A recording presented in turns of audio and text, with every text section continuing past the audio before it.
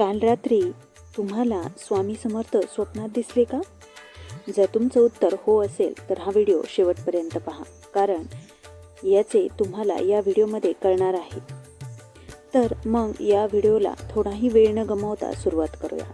नमस्कार मंडळी, मी आहे एक छोटी स्वामी भक्त माधुरी आणि तुमचं स्वागत आहे माझ्या यूट्यूब चॅनल भक्ती आरोग्यमध्ये.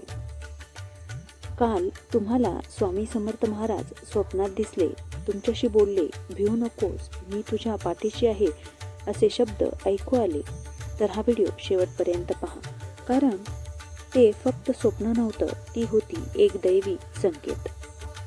सर्वप्रथम बघूया स्वप्न म्हणजे काय. प्रत्येक स्वप्न हे साधन असतं. काही स्वप्न आपल्या मनाची निर्मिती करतात, पण संतांचे दर्शन हे साधी स्वप्न नसते. जेव्हा आपण सतत जप करतो, सेवा करतो, मनापासून प्रार्थना करतो, तेव्हा गुरु स्वतः मार्गदर्शनासाठी येतात. जर शांत रूपात दर्शन झाले, स्वामींचे शांत चेहऱ्याने बसलेले दिसले, हात आशीर्वादात उचललेले दिसले, याचा अर्थ तुमच्यावरती कृपा आहे. दुसरा अर्थ म्हणजे अडचणी कमी होणार, आणि याचा तिसरा अर्थ म्हणजे मानसिक तणाव कमी होणं. एकदा भक्ताला नोकरी नव्हती, कित्येक प्रयत्न थकले होते, तो नैराश्यमय झाला होता, पण स्वामी सेवा कधी सोडली नाही. स्वप्नात दर्शन झाले आणि 15 दिवसात त्याला काम मिळाले.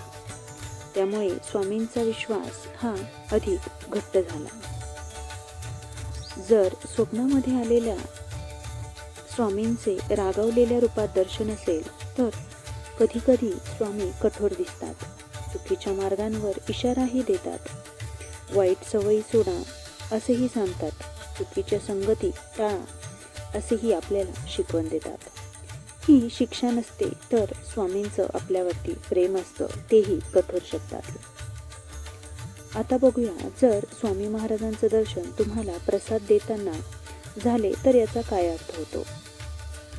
जर प्रसाद देताना स्वामी हातात नारळ, फूल किंवा प्रसाद देत असेल, तर त्याचा मूळतः अर्थ होतो की घरात शुभ कार्य होणार आहे किंवा आर्थिक सुधारणाही होऊ शकते. मुलबाळांचं सुख इथे मिळू शकतो.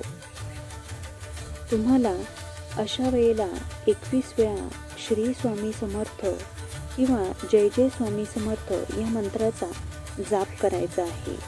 जर तुम्हाला प्रसाद देताना स्वामी समर्थ महाराजांचं दर्शन स्वप्नात झालेलं असेल तर.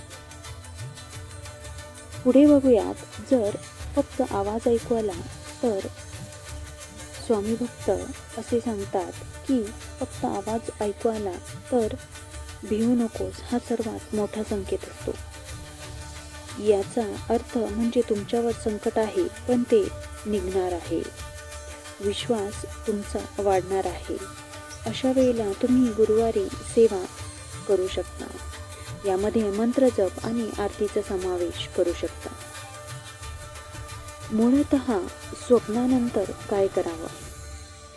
असे स्वप्न आले की जिथे स्वामी महाराजांचं दर्शन तुम्हाला झालं असेल, तर उठल्यानंतर लगेच नमस्कार करावा.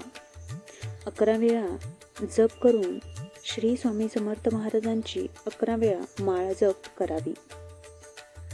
गुरुवारी तुपाचा दिवा लावावा. गरिबांना अन्नदान करावे आणि शक्य असेल तर स्वामी समर्थ महाराजांचे मंदिरात जाऊन दर्शन घेणे अधिक उत्तम राहील. आता अशीच एक कथा माझ्या निदर्शनास आली होती. माझ्या वाचण्यात ही कथा आली, म्हणून मी तुम्हाला इथे तो अनुभव शेअर करू इच्छितो. एकदा भक्त म्हणजेच एका बाळाची आई होती. एक आई, तिचा 5 वर्षाचा मुलगा, की जो मुलगा सतत आजारी असायचा. औषधे, डॉक्टर, पण एकही फरक त्याला पडला नाही. ती रोज स्वामींची आरती करायची. रात्रंदिवस स्वामींचा जप तिच्या मुखी असायचा. एका रात्री तिला स्वप्न पडलं. स्वामी तिच्या घरात आले. तिने त्यांच्या पायावर डोकं ठेवलं. स्वामी म्हणाले, पाण्यावर फुंकर मार आणि मुलाला ते दे. असे ऐकताच तिचे दुसऱ्या दिवशी जेव्हा डोळे उघडले तेव्हा तिने सकाळी उठल्यानंतर स्वामी समर्थ महाराजांना नमस्कार करून मनातल्या मनात जप करून पाण्यावर फुंकर मारली. हळूहळू मुलाची तब्येत सुधारू लागली. तेव्हा आई आजही सांगते की स्वामी स्वप्नात आले नसते तर माझा विश्वास स्वामींवरचा कदाचित तुटला असता. पण स्वामी समर्थ महाराज माझ्या स्वप्नात येऊन माझ्या बाळाला जीवनदान दिले.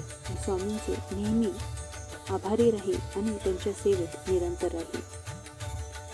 हा अनुभव तुम्हाला चांगला वाटला असेल तर या व्हिडिओला नक्कीच लाईक करा.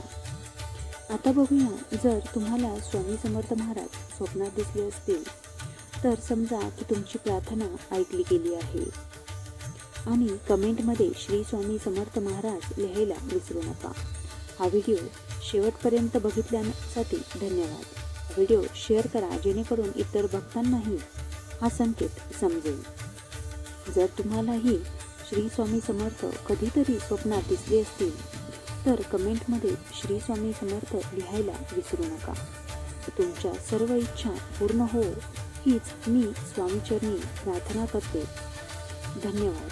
सेवा करा आणि सेवेकरी व्हा. श्री स्वामी समर्थ. जय जय स्वामी समर्थ.